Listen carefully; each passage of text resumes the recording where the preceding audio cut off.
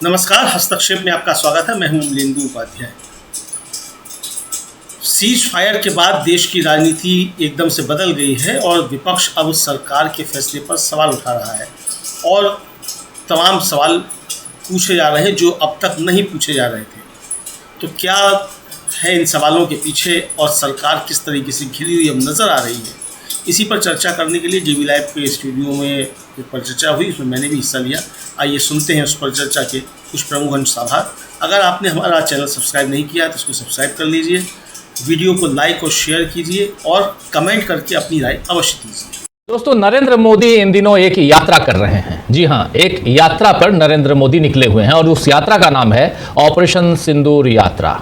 सही सुन रहे हैं आप, ये ऑपरेशन सिंदूर यात्रा दरअसल ऑपरेशन सिंदूर को भुनाने की यात्रा है और इस यात्रा को जारी रखते हुए नरेंद्र मोदी राजस्थान, गुजरात, पश्चिम बंगाल से होते हुए आज बिहार पहुंच गए, पटना पहुंच गए हैं और जल्द ही मोदी उत्तर प्रदेश और मध्य प्रदेश में भी पहुंचने वाले हैं और ये यात्रा कब तक जारी रहेगी पता नहीं।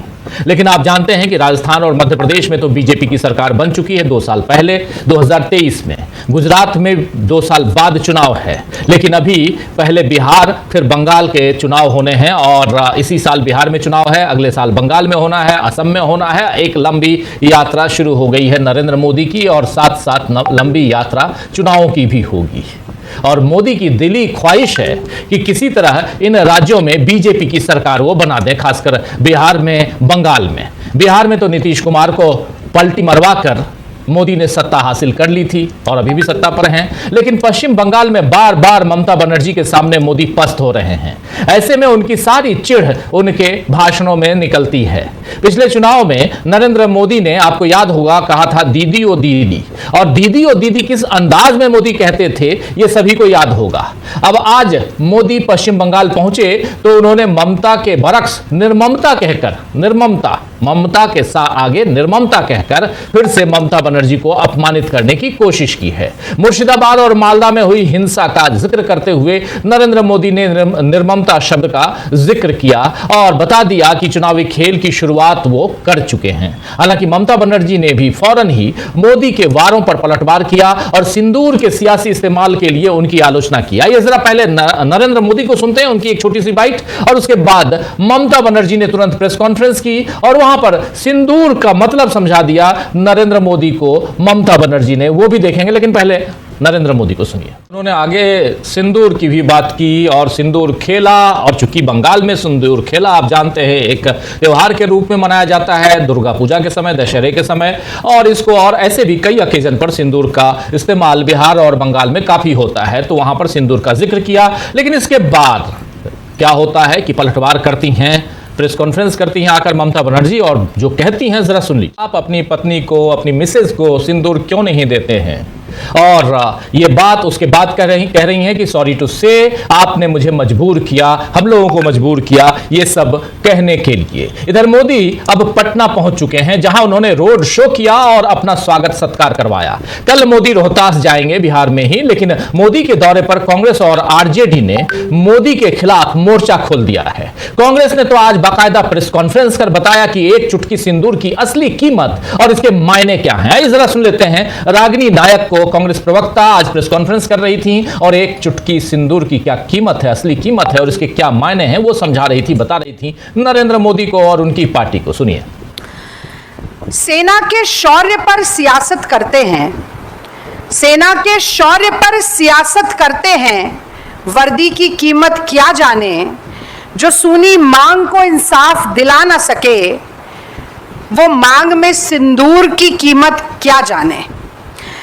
तो देखिए, मेरी मांग में और मेरे हाथ में जो ये सिंदूर है, इसका स्वरूप और इसका रंग भारत के अलग अलग प्रांतों में अलग हो सकता है, लेकिन एक भारतीय सनातनी ब्याहता महिला के लिए इस सिंदूर का क्या महत्व है और इसकी क्या पहचान है, ये मैं आज भाजपा और संघ के लोगों को बड़ी साफगोई के साथ समझाना चाहती हूं, क्योंकि मुझे लगता है कि सिंदूर का महत्व उनकी समझ में आता नहीं है। तो देखिए, सिंदूर प्रतीक है। तो सुन रहे थे आप यहां पर रागिनी नायक को कांग्रेस प्रवक्ता और सिंदूर की कीमत बता रही हैं, उसके मायने बता रही हैं। वहीं बिहार कांग्रेस ने भी आज ट्वीट किया है और उस ट्वीट में बिहार कांग्रेस ने साफ साफ सीधे नरेंद्र मोदी पर हमला बोलते हुए कहा है कि पटना में मोदी का रोड शो, ऑपरेशन सिंदूर का राजनीतिकरण। रोड शो क्रॉस यहां पे है, ऑपरेशन सिंदूर का राजनीतिकरण यहां राइट का चिन्ह है। प्रधानमंत्री नरेंद्र मोदी राष्ट्रवाद के नाम पर बिहार को बेवकूफ बनाना बंद कीजिए। बिहारियों को दिखावा नहीं, असली विकास चाहिए, रोड शो नहीं। कांग्रेस ने एक और ट्वीट किया है दोस्तों, और ट्वीट कर बताया है कि सारे उद्योग गुजरात में लग रहे हैं और बिहार को 5 किलो अनाज की भीख मोदी दे रहे हैं। ये देखिए, गुजरात को उद्योग और बिहार 5 किलोग्राम राशन, बिहार सब देख रहा है। ये बात यहां पर कांग्रेस पार्टी लिख रही है। ये सारे हमले बता रहे हैं कि बिहार में अब बीजेपी अपना दबदबा कायम करने की जितनी कोशिश कर ले, जितनी भी कोशिश करेगी, उसे आरजेडी के साथ साथ अब कांग्रेस पार्टी के आक्रमणों का भी सामना करना पड़ेगा। इधर राहुल गांधी ने हाल के अपने पुंछ दौरे के बाद आज प्रधानमंत्री को एक खत लिखकर वहां की दशा का वर्णन किया है और साथ ही अपील की है कि जल्द से जल्द ठोस और राहत वाला पुनर्वास पैकेज उपलब्ध कराया जाए। यह चिट्ठी देख लीजिए, राहुल गांधी ने आज प्रधानमंत्री नरेंद्र मोदी के नाम ये चिट्ठी लिखी है। आपको बता दूं कि राहुल गांधी ने अपने दौरे में अलग अलग जगहों के हाल देखे थे और लोगों से चर्चा की, उसका वीडियो शेयर किया, आज ही जारी किया है एक वीडियो भी, पूरा वीडियो, उस वीडियो को भी ले आता हूं आपके सामने। उस वीडियो में क्या कुछ है, थोड़ा सा एक छोटा सा उस वीडियो का एक हिस्सा जरूर दिखा दीजिए और चर्चा आगे बढ़ाते हैं। दरअसल राहुल गांधी पुंछ गए थे और पुंछ में राहुल ने लोगों से वादा किया था कि वो उनकी तकलीफ प्रधानमंत्री तक लेकर जाएंगे और आज राहुल गांधी ने अपने वादे को पूरा कर लिया है। ये देखिए वीडियो। आ जाओ।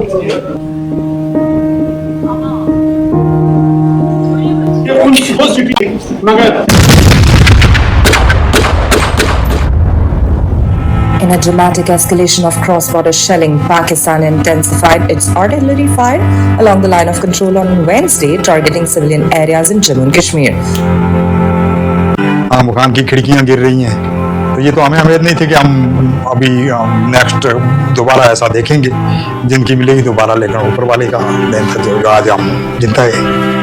इन्होंने बोला रात को लाइटें बंद कर दो, हमने थोड़ा सा ये करना है वो करना है, लेकिन पूरा जंग का माहौल बना दिया यहाँ पर थे और कोशिश कर रहे थे किसी सेफ जगह पे हमें जाया जाए। 7 तारीख को रात 2 बजे से लेकर सुबह शेलिंग होती रही, जिसमें सबसे ज्यादा नुकसान इस वार्ड नंबर 3 में हुआ है। ये पूरी वार्ड नंबर 3 में कम से कम इधर कोई दिखाओगे नहीं, फायदा इधर तक 2 लगे 3 लगे, फिर उस हो गई। कहाँ से आ रहे थे? सर मैं उस साइड से आ रहा था, वहाँ से। मैं जब बच्चे जो थे सर वो आगे थे और मेरे जब मैं वापस आया सर। तो इस वीडियो को आप पूरा देख सकते हैं राहुल गांधी के चैनल पे भी, हमारे चैनल पे भी देख सकते हैं, कई जगह ये शेयर है ऑलरेडी। और राहुल गांधी पुंछ पहुंचे थे और वहां पर जो पाकिस्तान का जो हमला हुआ था, उस हमले में, ड्रोन अटैक में जो कुछ हुआ उसकी वानगी, उसकी तस्वीर इस वीडियो में। और इसके अलावा उन्होंने उन लोगों से वादा किया था कि आपकी बातों को हम पहुंचाएंगे प्रधानमंत्री तक और चाहेंगे कि प्रधानमंत्री इन बातों को सुने, समझें और सरकार आपकी मदद करे। लेकिन सवाल यह है कि मोदी अपने वादों को कब पूरा करेंगे? पुराने वादों को तो उनकी पार्टी की तरफ से जुमला बता दिया जाता है। आपको याद होगा 15 लाख भी जुमला बताया गया था कि सबके खाते में 15 लाख रुपए आएंगे। दरअसल मोदी अब भी 2014 वाले जमाने में अटके हैं। उन्हें लगता है कि एक बार उनके नाम की लहर चल पड़ी है तो हरदम ही वो ऊंची उठी रहेगी। लेकिन आप जानते हैं कि नेचर यानी प्रकृति का तो सिद्धांत है कि समय और लहरें किसी का इंतजार नहीं करती दोस्तों। तो ऐसा लग रहा है कि मोदी नाम की लहर, जी हां, मोदी नाम की लहर अब वापस लौट चुकी है। समुद्र को आप देखे होंगे, समुद्र में लहरें आती हैं और चली जाती हैं। जी हां, मोदी नाम की लहर अब वापस लौट चुकी है। समुद्र को आप देखे होंगे, समुद्र में लहरें आती हैं और चली जाती हैं, अपने साथ बहुत कुछ समेट कर भी कई बार चली जाती हैं। लेकिन मोदी अब भी अपने प्रभाव के मुगालते में है। हालांकि जिस तरह घर घर सिंदूर अभियान में बीजेपी फंसती जा रही है, उसमें यही दिख रहा है कि अब कोई लहर, कोई सुनामी मोदी और बीजेपी की चुनावी नैया पार नहीं करा सकती। लेकिन यहां एक ब्रैकेट में एक बात जरूर कहूंगा कि इलेक्शन कमीशन जिंदाबाद। खैर, भावनाओं का खेल करके मोदी ने बार बार सत्ता हासिल की, लेकिन इस बार महिलाओं की भावनाओं के साथ खिलवाड़ बीजेपी को भारी पड़ सकता है, और खासकर बिहार और बंगाल में। इसी तरह सेना के शौर्य को अपना बताने का काम नरेंद्र मोदी कर रहे हैं, लेकिन जो असली सवाल सेना की तरफ से उठ रहे हैं, क्या सरकार उस पर ध्यान देगी? यह बात यहां इसलिए रख रहा हूं क्योंकि आज ही एयर चीफ मार्शल, जी हां, एयर चीफ मार्शल वायुसेना के प्रमुख अमरजीत सिंह ने रक्षा उपकरणों की आपूर्ति में हो रही देरी पर गंभीर चिंता व्यक्त की है, और वो भी रक्षा मंत्री के सामने। उन्होंने कहा है कि कई बार सौदों पर हस्ताक्षर करते समय ही ये पता चल जाता है कि संबंधित सिस्टम समय पर उपलब्ध नहीं होंगे। वायुसेना प्रमुख का यह बयान आज एक प्रेस कॉन्फ्रेंस के दौरान आया है दोस्तों, जिसमें उन्होंने स्वदेशी लड़ाकू विमान तेजस MK-1 और तेजस MK-2 और उन्नत मध्यम लड़ाकू विमान AMCA के प्रोटोटाइप में देरी का मुद्दा उठाया है। एयर चीफ मार्शल ने यह बातें रक्षा मंत्री राजनाथ सिंह की मौजूदगी में कही है। भारत और पाकिस्तान के तनाव के बीच अगर एयर चीफ मार्शल को यह सब कहना पड़ रहा है तो इसका क्या मतलब निकाला जाए? क्या यह सब सीधे सरकार की कमियां मानी जाए? सरकार की कमियां गिनाएंगे तो सरकार को नाराजगी हो जाती है, सरकार को परेशानी हो जाती है, सरकार आपके तरफ आने लगती है। हालांकि बीजेपी नेताओं का बस चले तो वे इस बयान पर भी कोई उटपटांग टिप्पणी कर देंगे। वैसे भी कोई नेता कर्नल सोफिया को आतंकियों की बहन बताता है, कोई सेना को मोदी के चरणों में दिखाता है, कोई वायुसेना को नालायक कहता है। जी हां, यह भी आपने सुन लिया होगा, वायुसेना को नालायक बीजेपी का नेता ने कहा। और इन सबको नजरअंदाज करते हुए मोदी आराम से रोड शो करते हैं, लेकिन ऐसे रोड शो क्या मोदी को उनकी मंजिल तक पहुंचाएंगे? आज इसी पर चर्चा करेंगे। आइए चर्चा की शुरुआत करते हैं। हमारे साथ कुछ वरिष्ठ साथी जुड़े हुए हैं, उन सबसे आपका परिचय करवाता हूं और आगे बढ़ते हैं। और आर पार, सिंदूर पर आर पार, जी हां, सिंदूर पर आर पार विपक्ष ने मोर्चा खोल दिया है। और उधर आपने देखा, ममता पूछ दिया कि अपनी मिसेज को सिंदूर क्यों नहीं देते हैं जो दूसरों को देने के लिए आप निकल पड़े हैं। राहुल गांधी ने भी कई सवाल पूछे हैं। इन सब को लेकर आते हैं हमारे कुछ वरिष्ठ साथी। जरा स्क्रीन पर ले आइए, देखिए 5 वरिष्ठ हैं। पटना से हेमंत कुमार जी जुड़े हुए हैं। इधर भोपाल से डॉक्टर, स्क्रीन पर ले आइए, देखिए 5 वरिष्ठ हैं। पटना से हेमंत कुमार जी जुड़े हुए हैं। इधर भोपाल से डॉक्टर राकेश पाठक जी जुड़े हुए हैं। इंदौर से जुड़े हुए हैं डॉक्टर प्रकाश हिंदुस्तानी जी। और इधर दिल्ली से हमारे 2 साथी प्रशांत टंडन जी और अमलेंदु उपाध्याय जी। आप सबका स्वागत है, इस्तकबाल है, स्वागत इस्तकबाल। आप तमाम दोस्त साथी शुभचिंतक आप सबका जो अब तक जुड़ चुके हैं उनका भी, जो जुड़ने वाले हैं उनका भी। सीधे आना चाहता हूं डॉक्टर साहब, डॉक्टर राकेश पाठक जी, आपके पास।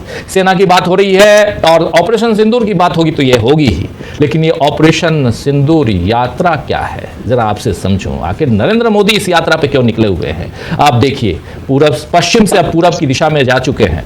पश्चिम से निकले, गुजरात, राजस्थान होते हुए बीकानेर, फिर गुजरात, और उसके बाद आप देखिए धीरे धीरे पूरब गए, आज सिलीगुड़ी। उनको आज सिक्किम भी जाना था। सिक्किम के 50 साल पूरे हुए आज, राज्य बने हुए, लेकिन शायद वहां पर इंदिरा गांधी का नाम नहीं लिया होगा उन्होंने। उनका भाषण मैं सुन नहीं पाया क्योंकि वो दिल्ली से वो भाषण दे रहे थे, दिल्ली या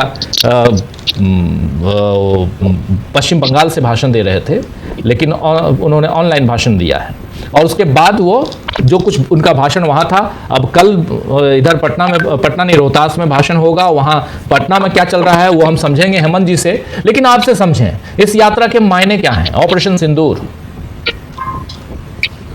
डॉक्टर साहब, ये ऑपरेशन सिंदूर के नाम पर सिंदूर यात्रा नहीं है, ये वोट यात्रा है। आपने शुरू में मध्य प्रदेश का जिक्र किया था। 48 घंटे बाद यानी 31 मई को प्रधानमंत्री भोपाल आ रहे। यहाँ जम्बूरी मैदान में 1 लाख महिलाओं को इकट्ठा करने का लक्ष्य रखा गया है। महिला सशक्तिकरण सम्मेलन है। पूरे भोपाल में डॉक्टर साहब चप्पे चप्पे पर धन्यवाद मोदी जी ऑपरेशन सिंदूर, और वही सेना के ओवरऑल गेटअप में मोदी जी की फोटो लगी है। ये वो मध्य प्रदेश है जहां प्रधानमंत्री महिला सशक्तिकरण सम्मेलन में आ रहे हैं, लेकिन ये वही मध्य प्रदेश है जहां पर देश की बेटी कर्नल सोफिया कुरैशी को नरेंद्र मोदी की ही अपनी पार्टी की सरकार के कैबिनेट मंत्री ने आतंकवादियों की बहन बताया था जी। तब से अब तक नरेंद्र मोदी ने, जेपी नड्डा ने एक शब्द भी उस बयान को लेकर अपनी आपत्ति दर्ज कराने के लिए जाया नहीं किया है। नहीं किया।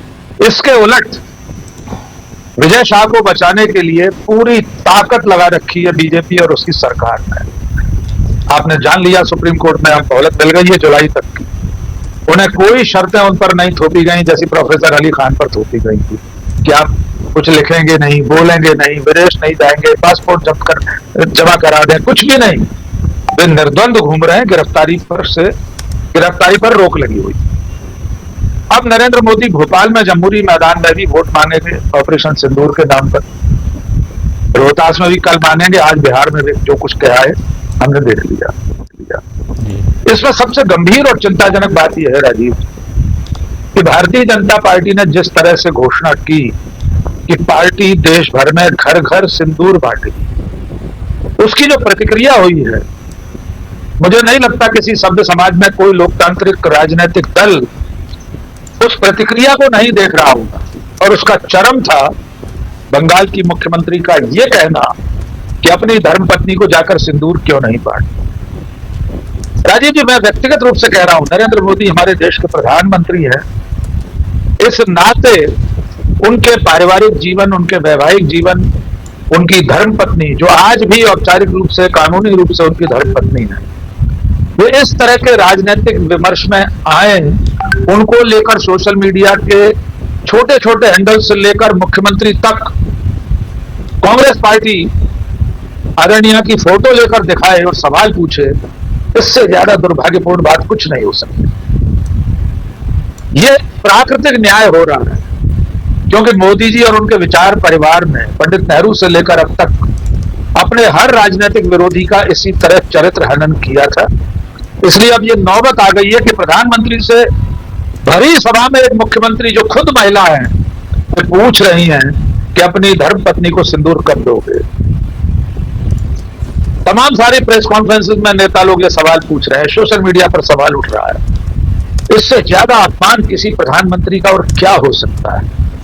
मुझे पता नहीं क्यों ऐसा लग रहा है, मैं आज से इसको दर्ज करा देना चाहता हूं कि शायद भारतीय जनता पार्टी अगर सचमुच में समाज की नब्ज को, उस पर हाथ रखकर उसकी धड़कन को सुन रही होगी, तो शायद ये जो घर घर सिंदूर वाला अभियान है ये स्थगित कर देगी या इसे रद्द कर देगी। उसे कर ही देना चाहिए।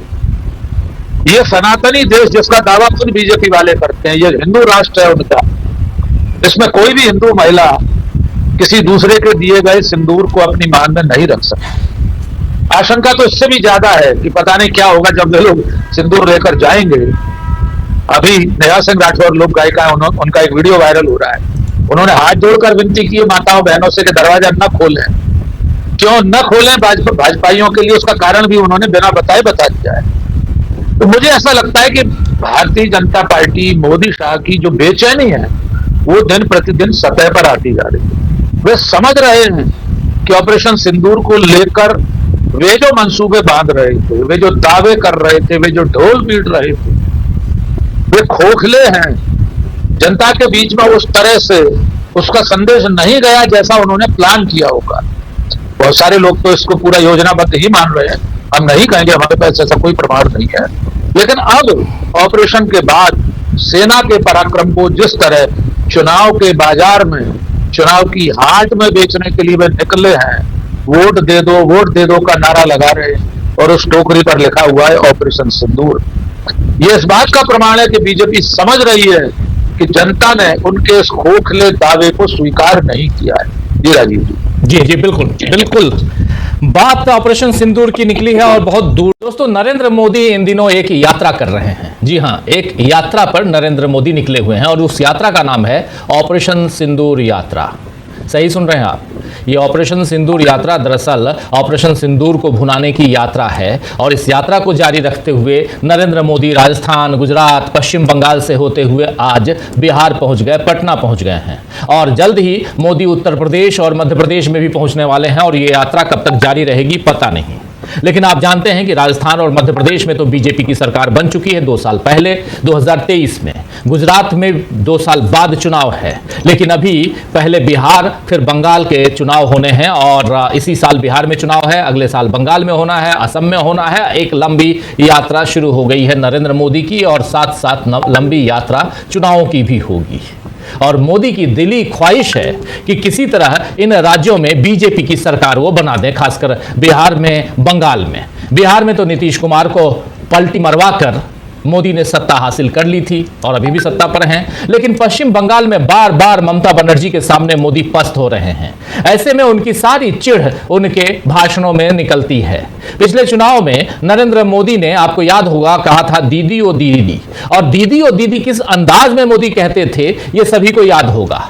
अब आज मोदी पश्चिम बंगाल पहुंचे तो उन्होंने ममता के बरक्स निर्ममता कहकर, ममता के आगे निर्ममता कहकर फिर से ममता बनर्जी को अपमानित करने की कोशिश की है। मुर्शिदाबाद और मालदा में हुई हिंसा का जिक्र करते हुए नरेंद्र मोदी ने निर्ममता शब्द का जिक्र किया और बता दिया कि चुनावी खेल की शुरुआत वो कर चुके हैं। हालांकि ममता बनर्जी ने भी फौरन ही मोदी के वारों पर पलटवार किया और सिंदूर के सियासी इस्तेमाल के लिए उनकी आलोचना की। आइए जरा पहले नरेंद्र मोदी को सुनते हैं, उनकी एक छोटी सी बाइट, और उसके बाद ममता बनर्जी ने तुरंत प्रेस कॉन्फ्रेंस की और वहां पर सिंदूर का मतलब समझा दिया नरेंद्र मोदी को ममता बनर्जी ने, वो भी देखेंगे। लेकिन पहले नरेंद्र मोदी को सुनिए। उन्होंने आगे सिंदूर की भी बात की और सिंदूर खेला, और चूंकि बंगाल में सिंदूर खेला आप जानते हैं एक त्योहार के रूप में मनाया जाता है, दुर्गा पूजा के समय, दशहरे के समय, और इसको और ऐसे भी कई ओकेजन पर सिंदूर का इस्तेमाल बिहार और बंगाल में काफी होता है, तो वहां पर सिंदूर का जिक्र किया।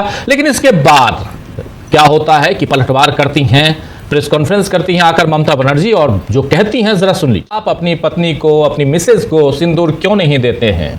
और ये बात उसके बाद कह रही हैं कि सॉरी टू से, आपने मुझे मजबूर किया, हम लोगों को मजबूर किया, ये सब कहने के लिए। इधर मोदी अब पटना पहुंच चुके हैं, जहां उन्होंने रोड शो किया और अपना स्वागत सत्कार करवाया। कल मोदी रोहतास जाएंगे बिहार में ही, लेकिन मोदी के दौरे पर कांग्रेस और आरजेडी ने मोदी के खिलाफ मोर्चा खोल दिया है। कांग्रेस ने तो आज बाकायदा प्रेस कॉन्फ्रेंस कर बताया कि एक चुटकी सिंदूर की असली कीमत और इसके मायने क्या हैं। आइए जरा सुन लेते हैं। रागिनी नायक को कांग्रेस प्रवक्ता आज प्रेस कॉन्फ्रेंस कर रही थी और एक चुटकी सिंदूर की क्या कीमत है, असली कीमत है और इसके क्या मायने हैं, वो समझा रही थी, बता रही थी नरेंद्र मोदी को और उनकी पार्टी को। सुनिए।